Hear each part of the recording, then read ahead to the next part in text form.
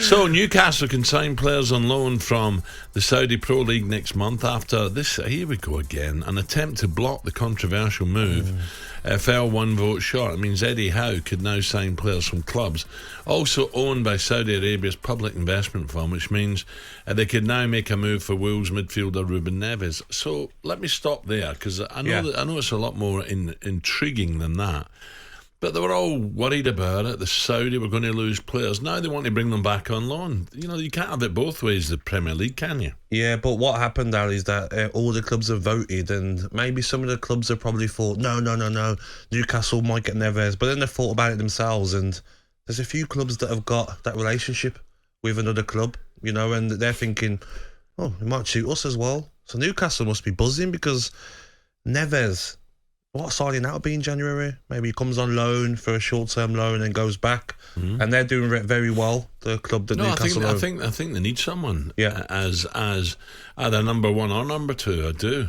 But I think as well, maybe some of these Saudi clubs that, for instance, Newcastle's ally club in Saudi, if they're not doing well, maybe they'll be like, all right, then we can loan some players. We're not going to win the title in our league, but they're top of their league. They're doing very well.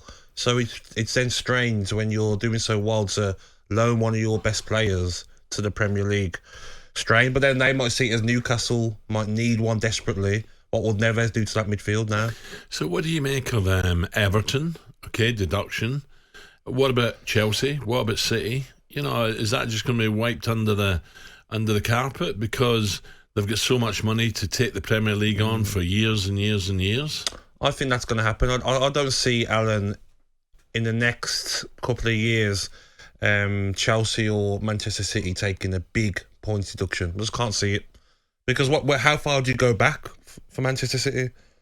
If they're talking about how many counts was it? Like 100? Whatever amount of counts it was, how far do you go back? Do you say, all right, Manchester City didn't win a treble? I don't think they're going to do that.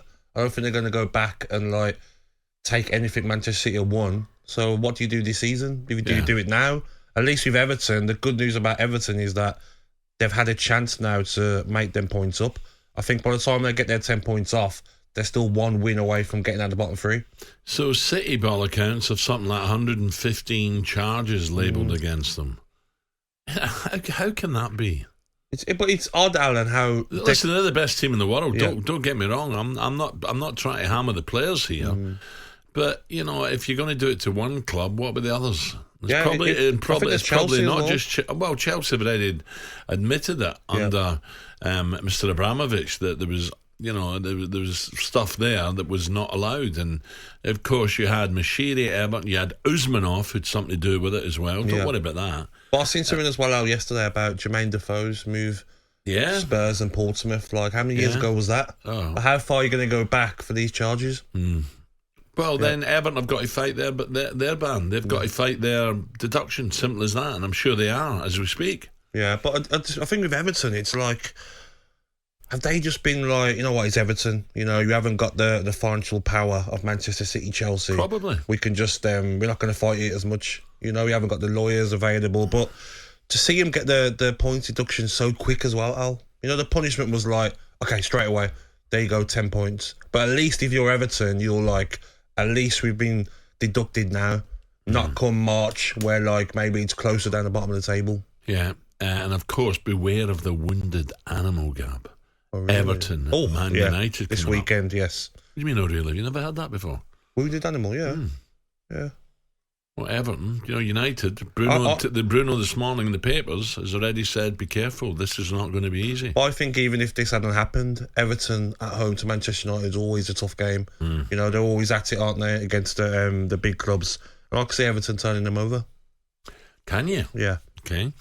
Going back to what we're talking about initially, Premier League bosses want a temporary change to rules on associated party transitions. But Newcastle, City, Chelsea, Sheffield United, Everton, Wolves, Forest and Burnley all voted against it. Okay.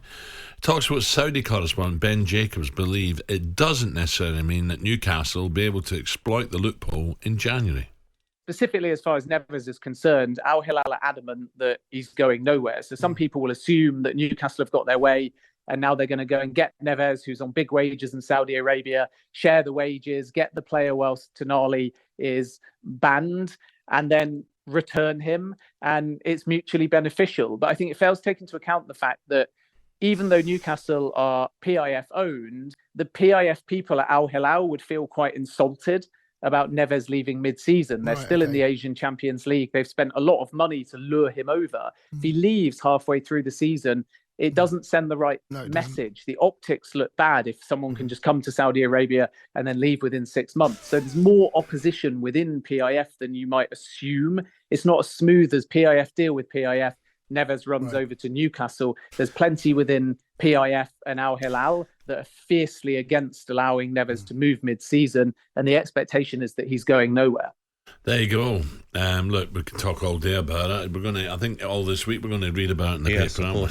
But I think Newcastle will look at Kalvin Phillips. I think Neves would be amazing for them, top player, but I do think the Kalvin Phillips one makes sense. Manchester City don't really want him. You want to play, don't you? Also, just a quickie, it looks like Ramsdale will get his chance the weekend against Brentford. Yes. And David Seaman saying in the paper today, saying you can't be a number 2, you've got to move. So it's huge pressure on him this weekend coming up, because that's not easy. No. Brentford against Arsenal. It'll be a tough game, and he knows all the eyes are going to be on him, because he hasn't played for so long, and this is his chance to shine. There's a lot of pressure on Ramsdale, but he has to go in January, Al. Arteta's made it clear. Couple of names mentioned, Bayern and Chelsea. Yeah. Well, I'm saying Newcastle, Chelsea for me, because Pope's a top shot stopper, but can't play with his feet. How long are Newcastle going to continue to play? You're not happy with the way Newcastle are playing at the moment, where they are? But every Premier League club now near the top has got a keeper who can play from the back, and Pope can't. That's the reason maybe he's going to miss out on going to the Euros with England, can't play from the back. So I think Ramsdale, Newcastle, but Chelsea's keeper's not great, Sanchez.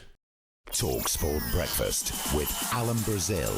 Thursday and Friday morning, 6 till 10.